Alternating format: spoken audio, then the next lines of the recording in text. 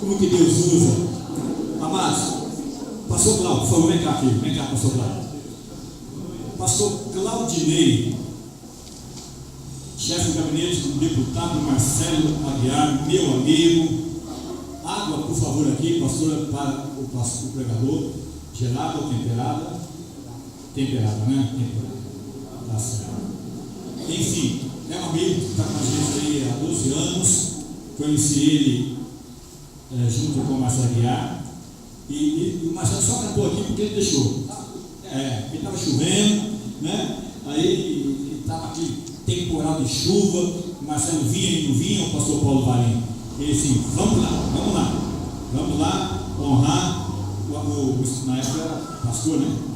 Na época era pastor, foi 2000? Não, já era apóstolo, 2004. Já era apóstolo. Aí, enfim, ele conseguiu trazer o Marcelo. Ele vai vir, quando que vem vai vir, né? Com certeza. Amém, queridos? Então, pastor Cláudio, fique à vontade, em nome de Jesus. Nós temos orado, estimado para terminar aqui meio-dia. Tem alguns pastores que já falou para mim que vai ser 11 horas, que é o caso do pastor, o secretário nosso do Copão, o pastor Carlos. Ele vai sair 11 horas, né? O pastor Israel também. Mas a gente vai acabar bem cedo, viu, pessoal? Eu conheço o pastor Cláudio. Ele é igual a missionário assim, ó. Aí pronto, aí já recebe a bênção. Já recebi a bênção aqui. E vou receber mais ainda. Amém, pessoal? Então não vai embora, não, porque tem surpresa ainda. Nós terminamos aqui, ok? Vamos receber o pastor Cláudio. Nós vamos bem falar com vocês.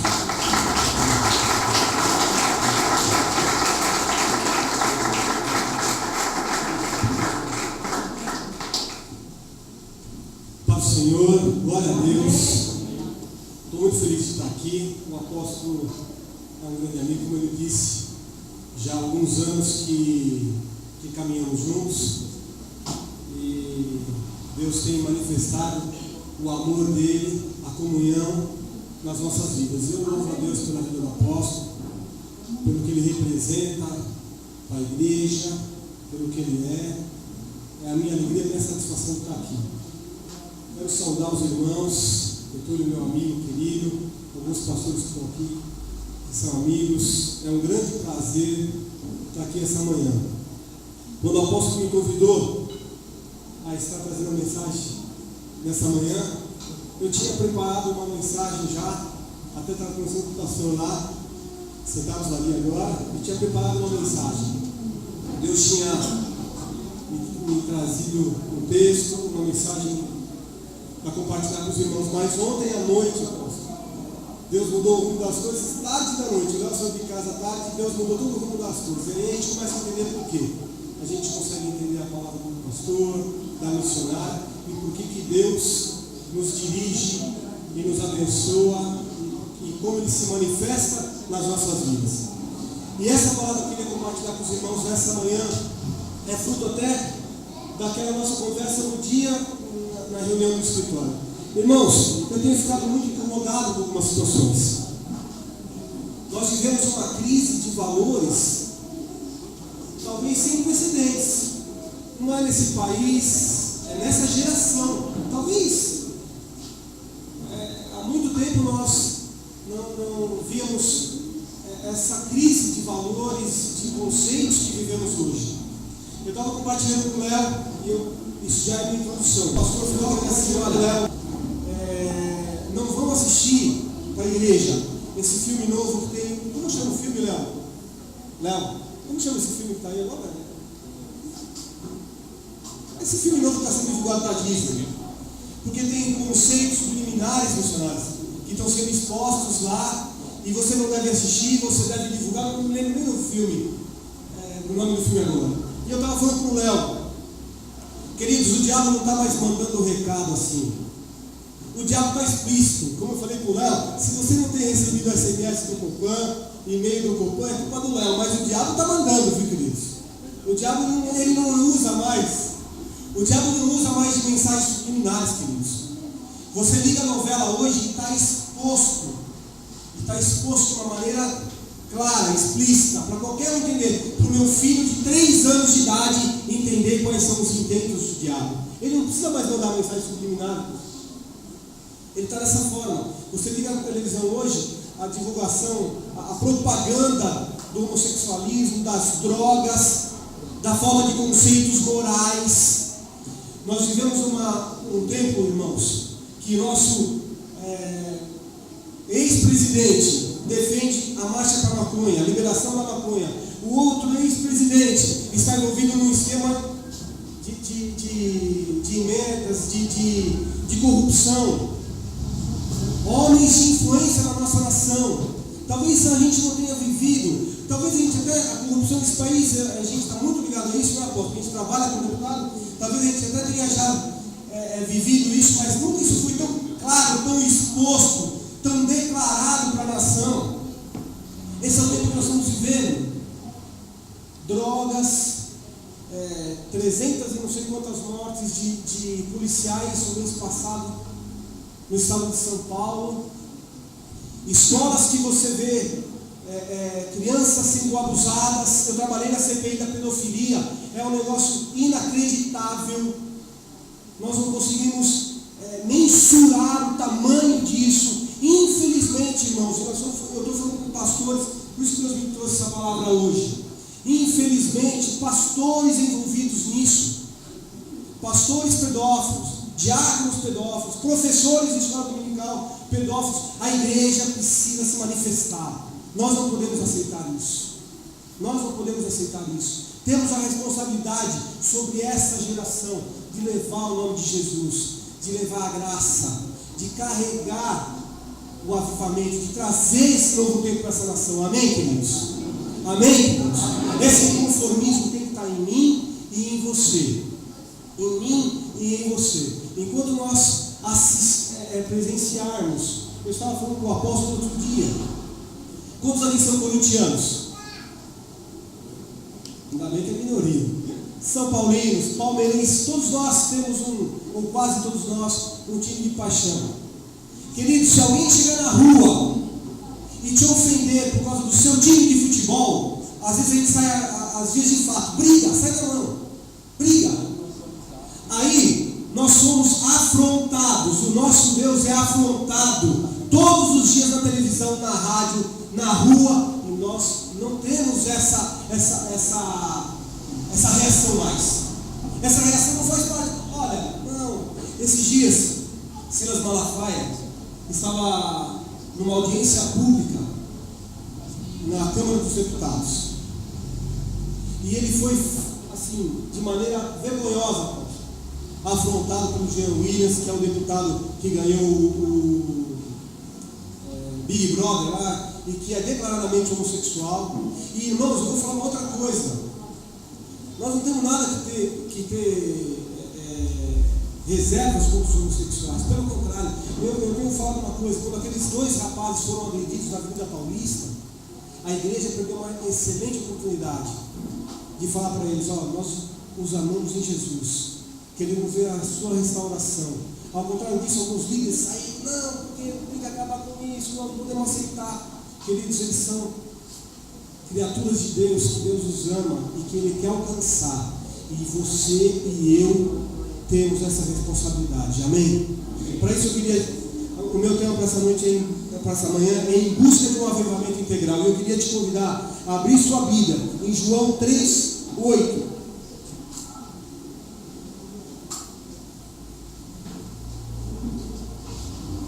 João 3:8. A Bíblia diz assim: o vento sopra onde quer, ouves a sua voz, mas não sabes onde vem, nem para onde vai. Assim é todo que é nascido do Espírito.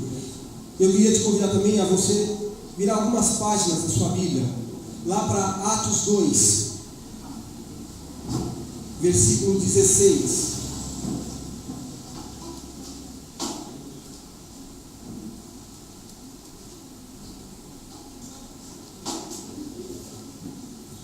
Até o versículo 21, diz assim: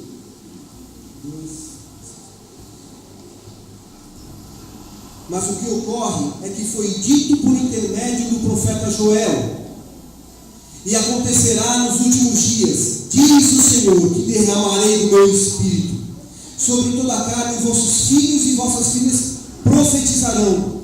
Vossos jovens terão visões e sonharão vossos velhos. Até sobre os servos e sobre as minhas servas derramarei do meu espírito naqueles dias e profetizarão. Mostrarei prodígios em cima do céu, sinais debaixo da terra, sangue, fogo e vapor de fumaça.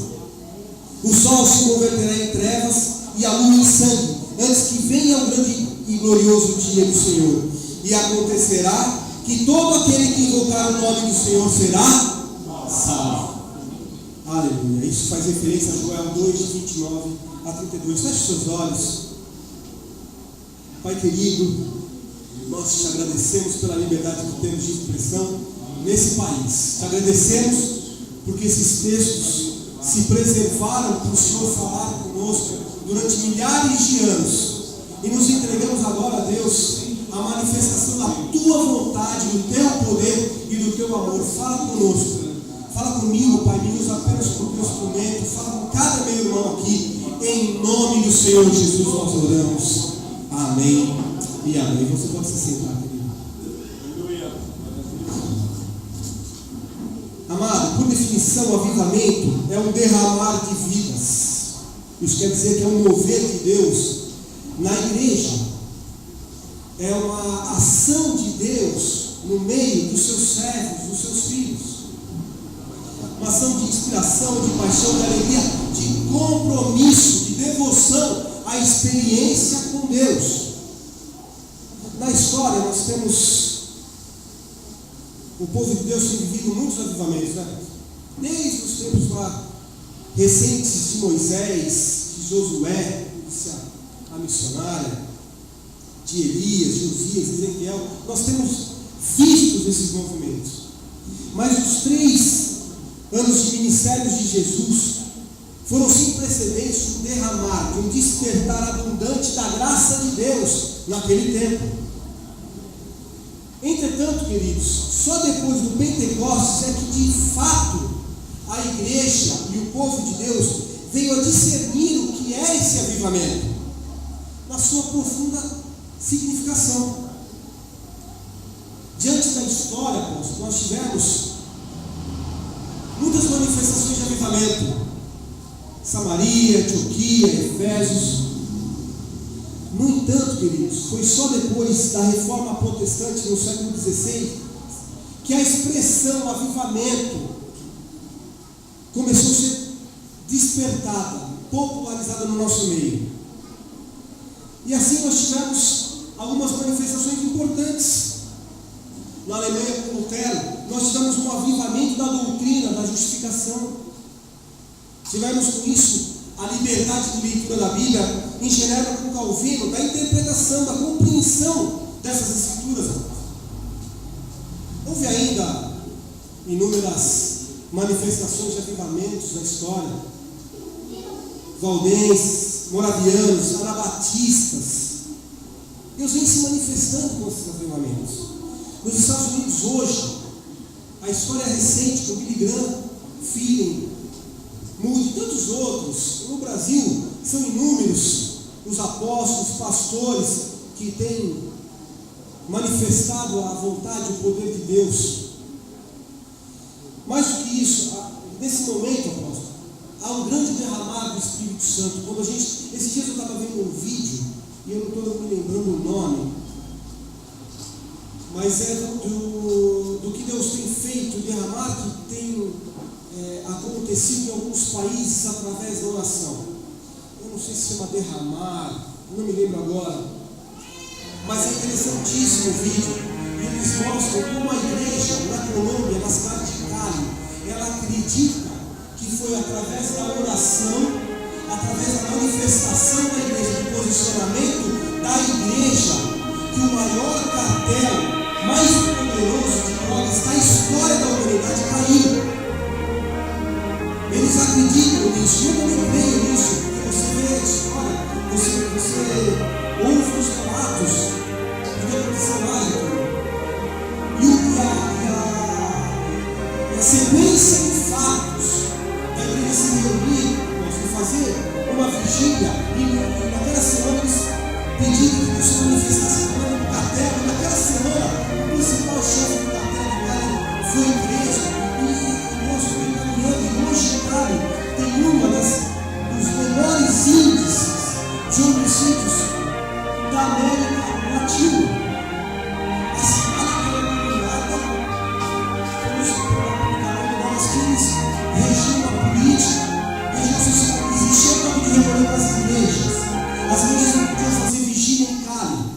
Elas eram obrigadas a, por exemplo, 8 horas da noite no domingo, encerrarem os seus cultos e que as pessoas estivessem em casa até as 8h30, não havia comunhão com as pessoas. O culto tinha que acabar antes, apóstolo, porque eles não podiam ficar em comunhão na porta da igreja, porque havia um toque de recolher do cartel de drogas. E a igreja se uniu, quebrou os paradigmas, esqueceram placas de igrejas, esqueceram bandeiras, se uniram. Houve um assassinato de um pastor, e eu não me lembro o nome dele também agora, mas eu vou providenciar esse vídeo e vou trazer para o senhor. Mas Deus falou com aquele pastor de que Deus usaria e que o mal que ele ia sofrer seria um marco para a igreja.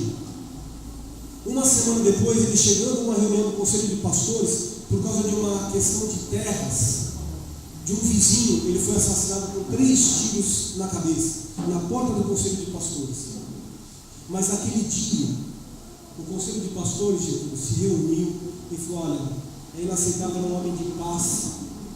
E o velório dele, pela primeira vez, juntou uma quantidade expressiva de pastores. E lá eles organizaram a primeira vigília e resolveram que fariam resistência àquela contaminação que o diabo colocava naquela cidade.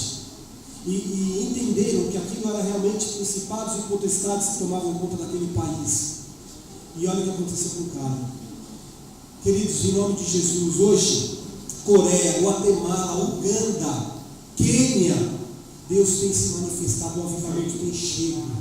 E eu quero dizer para você que eu e você somos importantes nesse processo. Eu e você estamos envolvidos nesse processo.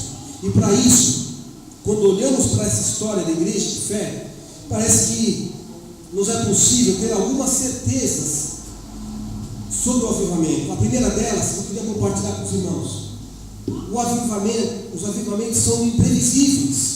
É isso que diz o texto que nós lemos em João 3,8. O vento sopra aonde quer, ouve sua voz, mas não sabe de onde vem nem para onde vai. Eu acho incrível uma coisa. Quem acompanhou aqui esse último furacão que passou pelos Estados Unidos? Criou uma devastação lá, né? E eu tenho família que mora lá fora, eles estavam todos preparados, apóstolo, porque a previsão do tempo dizia que ele passaria pela Flórida, que não teria jeito e que seria uma catástrofe, como foi lá em cima. Quando ele chega perto do Golfo, o vento resolve mudar para o outro lado e foi atingir a costa lá em cima. Queridos, assim é o avivamento, ele é imprevisível. E você pode até gostar do que eu estou falando aqui para líderes e pastores, mas tem líder que falou assim: olha, essa terça-feira vai ser a terça-feira do avivamento. Esse acampamento, outro dia eu fui convidado para o acampamento do avivamento. Eu quero falar para você uma coisa. Eu cansei de orar na irmãzinha lá. Aliás, eu fui batizado no Espírito Santo dessa forma. Na casa lá, nós estamos reunidos em 3, 4 pessoas, 5 pessoas, de joelho no chão, rosto no pó, e Deus se manifestar, e ali o avivamento chegar. Eu quero falar para você: se abra o seu coração, abra a sua igreja, abra o seu povo. Não tem uma data, não tem uma hora. Deus, Ele quer se manifestar. Ele está ansioso para se manifestar. O vento está aí, a gente não pode ver, não pode enxergar, não pode pegar, mas ele está aí, todo mundo sabe que está aí. E assim é o avivamento. Eu quero dizer para você: ninguém pode dirigir o Espírito Santo. Eu posso querer que aqui hoje aconteça